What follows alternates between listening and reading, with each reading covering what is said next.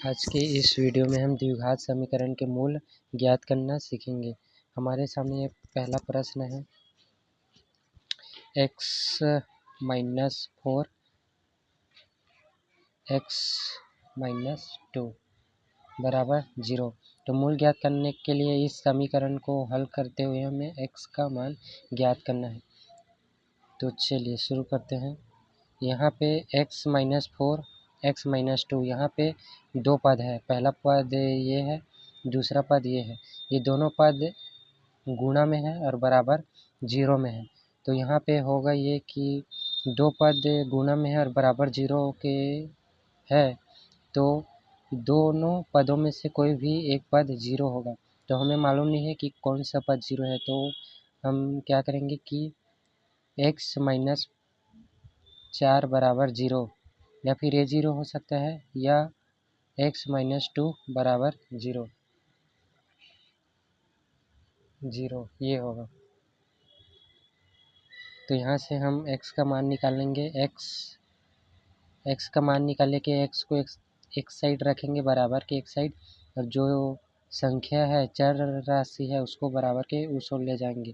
तो 4 को जब बराबर की इस ओर ले जाएंगे यानी कि पक्षांतर करेंगे, तो -4 है, तो उसके बाद +4 हो जाएगा। x बराबर -4, ठीक है। उसके बाद क्या होगा, x माइनस 2 बराबर 0। अब इसमें x का मान निकालने के लिए जो +2 है, इसको जो है पक्षांतर करेंगे, इसको जो है बराबर के दूसरी ओर ले जाएंगे। तो -2 है, जब इस ओर पक्षांतर करेंगे तो ये हो जाएगा +2। x बराबर 2, x का मान कितना आ गया, 2 और 4। यही हमारा समीकरण का मूल्य है, यही अभीष्ट मूल्य है।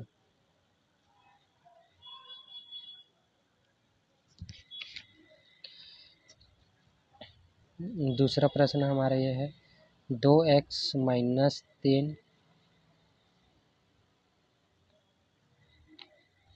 3x माइनस 7 बराबर 0।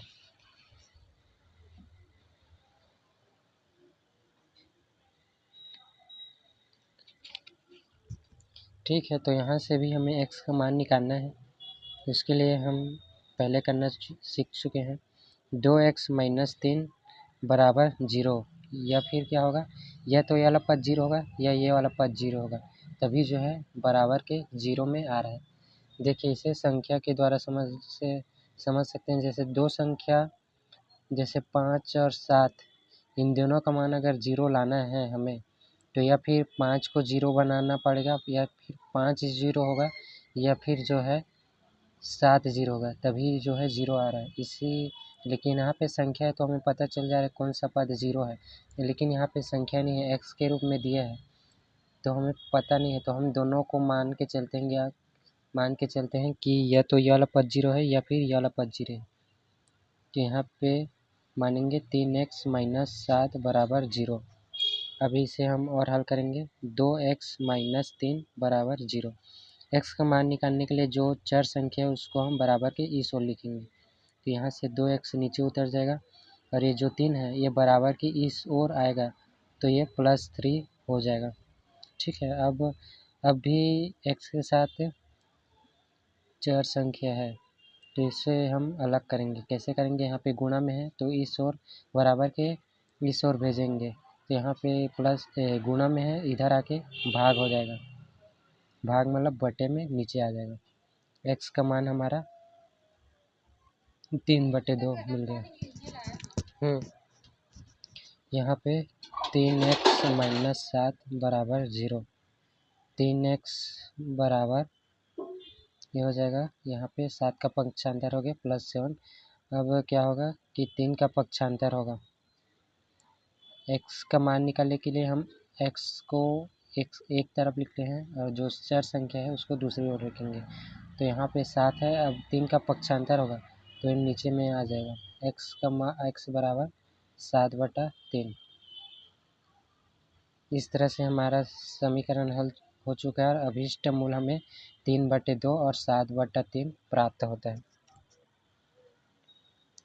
अब हम देख लेते हैं, तीसरा प्रश्न देख लेते हैं, x माइनस 7 का होल स्क्वायर। एक्स माइनस 7 का होल स्क्वायर बराबर 0। तो यहाँ पे ये होगा एक्स माइनस 7, यहाँ पे होल स्क्वायर है तो ये 2 बार हो जाएगा, एक्स माइनस 7 और ये एक्स माइनस 7 बराबर का 0। यहाँ पे घात 2 है पूरे में, इसलिए हम इस पूरे को 2 बार लिख लिए हैं। अब यहाँ से ये होगा एक्स माइनस 7 बराबर 0 या फिर एक्स माइनस 7 बराबर 0, या फिर ये वाला पद 0 होगा या ये वाला पद 0 होगा। तो एक्स का मान निकालने के लिए 7 एक्स को हम दूसरी एक तरफ लिखेंगे और जो संख्या है उसको बराबर के दूसरी ओर लिखेंगे। तो यहाँ जो -7 है, जब पक्षांतर करेंगे तो ये +7 हो गया, एक्स बराबर 7। देखिए यहाँ पे जो है एक्स है, अब ये वाले 7 का पक्षांतर करेंगे, बराबर की इस ओर ले जाएंगे तो ये माइनस में है, इधर जाके प्लस हो जाता है। देखिए यहाँ पे जैसे माइनस में रहता है तो प्लस में हो जाता है, अगर प्लस में रहता है तो माइनस में हो जाता है। अगर एक्स के साथ गुणा में रहता तो इधर आके भाग में हो जाता, अगर यहाँ भाग में है तो इधर आके गुणा में हो जाता। ठीक है, तो एक्स का मान हमें मिल चुका है, एक्स बराबर 7 यहाँ से भी और यहाँ से भी। अब हमारा चौथा प्रश्न है एक्स स्क्वायर माइनस 11x बराबर 0। एक्स स्क्वायर माइनस 11x बराबर 0, यहाँ से भी हम x का मान ज्ञात कर लेंगे।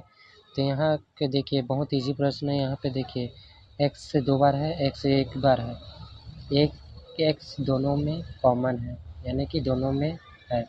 तो एक x को हम बाहर निकालेंगे, उसके बाद क्या बचेगा, यहाँ पे एक x बचा, यहाँ पे x तो बाहर निकाल लिए हैं तो क्या बचा 11 बराबर 0। अब यहाँ से हम या फिर x बराबर या ये वाला पद 0 होगा या फिर ये वाला पद 0 होगा, x बराबर 0 या x माइनस 11 बराबर 0। यहाँ से तो x का मान सीधा निकल जा रहा है, x बराबर 0। यहाँ पास x का मान निकालने के लिए जो संख्या है उसको हम बराबर के इस राइट साइड भेजेंगे, तो x इस साइड रखेंगे, 11 को राइट साइड में भेजेंगे, तो ये -11 है तो ये हो जाएगा प्लस का 11 हो जाएगा। तो x का मान कितना हो जा रहा है 0 और ये 11, 0 और 11 x का हमें मान मिल गया।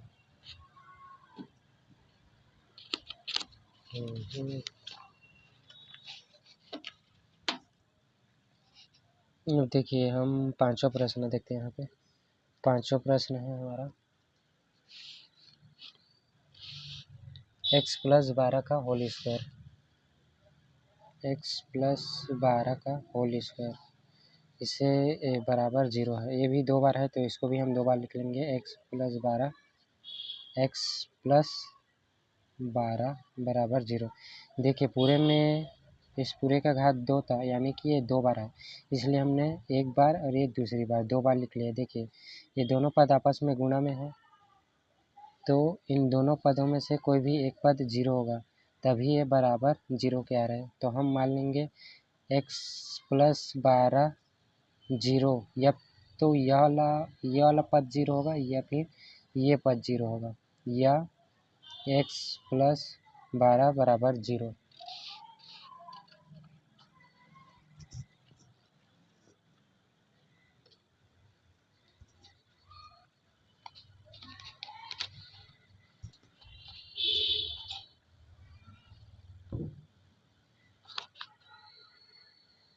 तो यहाँ से देखते हैं x को एक साइड लिख लिए हैं और 12 को बराबर के इस ओर ले आएंगे, पक्षांतर करेंगे तो हो जाएगा -12। ठीक है, x बराबर -12 मिल गया। यहाँ से भी x को हम इस साइड रखेंगे और इस 12 को बराबर के उस ओर ले जाएंगे, तो +12 है, बराबर के दूसरी ओर ले जाने पर यानी कि पक्षांतर करेंगे तो हो जाएगा -12। x का वैल्यू यहाँ से हमें मिल चुका है, यह है -12 और -12।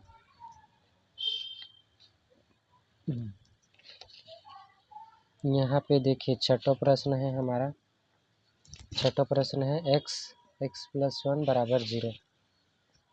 x प्लस 1 बराबर 0। एक्स, ये छठा प्रश्न है x प्लस 1 बराबर 0। तो यहाँ से डायरेक्ट हल हो जाएगा, ये दोनों गुणा में है तो कोई भी या तो ये वाला 0 होगा या फिर ये वाला पद 0 होगा। तो x बराबर 0 मान लेंगे, या फिर ये हो सकता है कि x प्लस 1 बराबर 0 होगा। तो देखिए यहाँ से x बराबर 0, यहाँ से तो सीधा हल हो जा रहा है। यहाँ पे x का मान निकालने के लिए x को हम एक तरफ लिखेंगे और ये जो 1 है उसको हम दूसरी ओर ले जाएंगे। तो ये हो जाएगा 0 प्लस 1, यानी कि 0 में कोई भी जोड़ या घटाएं या ये वो तो 1 ही रहेगा, तो ये हो जाएगा 1 आएगा यहाँ से x का मान ये निकल गया, x बराबर 0 और 1, ये आंसर। आगे का क्वेश्चन हम नेक्स्ट वीडियो में देखेंगे।